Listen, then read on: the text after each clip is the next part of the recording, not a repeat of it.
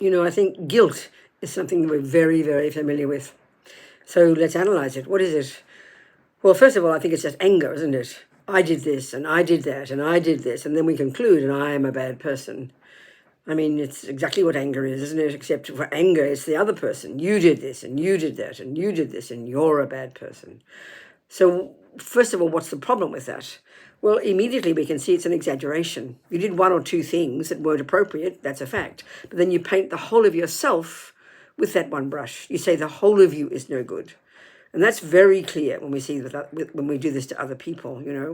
The person can be friends for years and they can do one or two bad things. And then that's it. All you see is bad. We really can see that these attitudes exaggerate.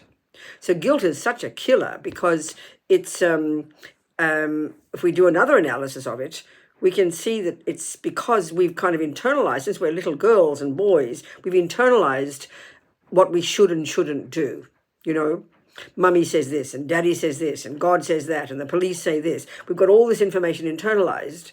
And then because we have this enormous attachment, this hunger to be seen as a good girl, to be liked, to be approved of, then we use this against ourselves before anybody even says anything.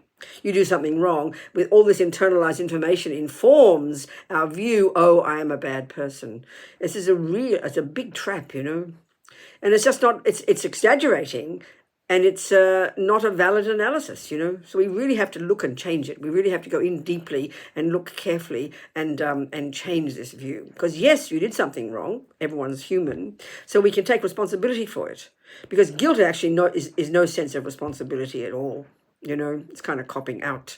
So there's a healthy attitude that really recognize that you did do something, and then you think, well, I did do that, and that's foolish, and I don't want the results of that for myself, not to mention the harm I do to others, so I'm going to change. It's a much more productive attitude, but it takes time to dig deep and unpack and unravel these stories in our head,